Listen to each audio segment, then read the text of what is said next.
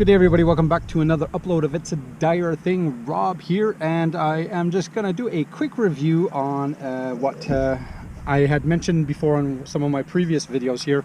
It is about the MT-10 Yamaha generic or Yamaha branded comfort seat. So Yamaha does offer for a multiple line of our sport bikes what we refer to as the comfort seats from Yamaha, as well as from other companies like Shad and so on and so forth. So in the past I have found that some of the comfort seats that were produced for Yamaha by Yamaha, which are the Japanese branding name, they weren't always that best, right? So on the MT-10 here, I have been following it closely, and they have done some revisions, actually 3 revisions total for the comfort seat. So I ended up deciding not too long ago, actually probably 3 weeks ago, I ended up deciding that I'm going to buy it and I'm going to try it. So basically that's what this is. This review here is today is in regards to the actual comfort seat seat from Yamaha. As you can see, it's branded MT-10, so it's branded for the actual MT-10 of Yamaha by Japan. So there's absolutely nothing wrong with the stock seat from the MT-10. Actually, out of most of the seats that I've tried stock from bikes, were actually never that comfortable. I mean, honestly, I've done, except for the FZ7. FZ7 was actually not too bad. MT-09 sucked. Sorry, but it did.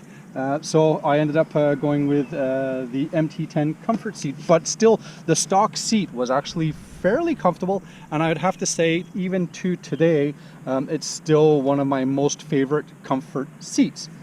But why am I running this seat? Well, just due to the fact that if you look at the profile here, you can see that, yeah, you got that backing up, whereas the stock seat's got that little kind of like the dimple on the inside. But look how thick the seat is in the back. Like it's super thick. So if and when I'm riding with a passenger in the back, at least, you know, I'm not going to kill them by the sheer uncomfort factor of the cruise or the comfort seat. So it's definitely more geared towards a passenger versus the actual rider itself. In regards to the material itself, I mean, it's very similar to the stock seat. It's actually super plush, whereas you can see from a stock seat, it's actually fairly stiff, fairly rigid. I was really I was actually fairly impressed in regards to how, as you can see, on how plush the seat is. I mean, it's really plush. Big differences, I think, between the actual stock seat and the comfort seat is you have a little bit more of an incline here on the stock seat, right? So it kind of dips down and kind of climbs up a little bit more.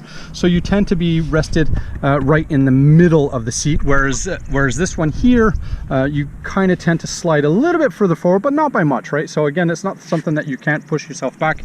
You know, you got to bear in mind that you do have to at least do, you know, probably I would have to say 1,000 kilometers, 600 miles, just to kind of get the seat broken in.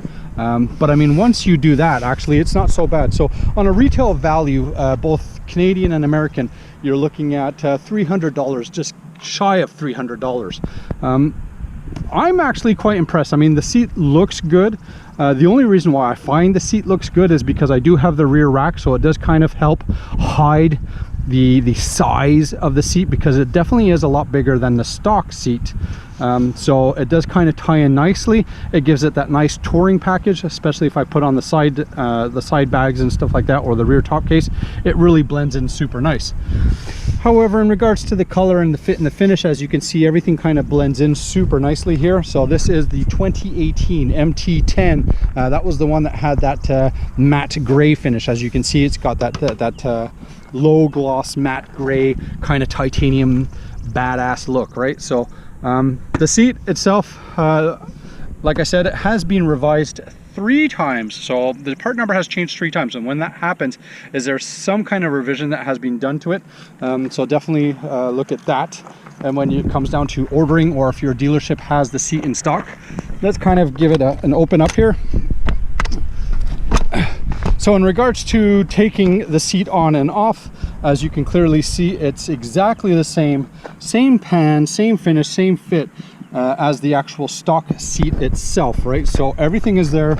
You take your tool pieces off of your original seat and then you basically put it right back onto this seat here, right? If you want to remove the strap, some people do like to have the strap on, some people like to have the strap off. I've still undecided, so I've just left it on for now, but that can be removed easily with a 10mm ratchet or a 10mm wrench. Worst case scenario, I wouldn't use a wrench because you might nick the corners, and if you nick the corners, it's only a matter of time that it starts to rip. In regards to the actual construction, you can see that there's nice good staples all around, so there's definitely a lot of stress even distribution in regards to the stress. But other than that, I mean, it basically just fits on underneath here, so it just fits on super clean, super nice. And there we go, locked and loaded, so it's pretty good. In regards to height wise, I have not found any difference in regards to raising or lowering the seat height. So in regards to that, it's absolutely identical. So again, maybe it's a shad, you know, just a tad wider here, so your legs may not come down as much, but again, you're only talking like maybe a half an inch or an inch at the most, right? So if it's something that you're already used to riding now with the stock seat, I'm sure adapting to this comfort seat, you know, it's not going to be an issue for you guys to do that. Long-term riding, so when I go out riding, I like to ride generally around 4 hours and up. So I've actually been doing those long rides up to 8 hours even on the stock seat. Again, I've never had any issues or never had any complaints with a stock seat when I have done it with this one. So just actually on the weekend we were out riding and I did a 4-hour ride non-stop. Actually I was quite comfortable. Again, when you're on the bike for that long, you tend to move around a little bit and stuff like that, right? So you're not just taking breaks getting off, because we don't do that, but we did tend to sit a little bit side saddle, back it to, and then back on fully, a little bit further forward, a little bit further back. You kind of move around while you're on the bike too, right? So I was very pleased with it. So would I say it's worth a $300 upgrade? Yeah, just due to the fact that you have a good support here and that you have a lot more cushion up here. So if you are ever riding, like I said, with passengers, I would say that $300 upgrade is worth it. So this is Rob signing up from It's a Dyer Thing. I appreciate your support, your following. Should you have any questions, comments, suggestions, feel free to give me a shout. I would be more than happy to review anything with you guys. Again, thank you very much for your support. Give me the thumbs up and don't forget to subscribe. Be safe, have fun, be good. Don't forget, keep it covered. All right. MT-10 Super Seat.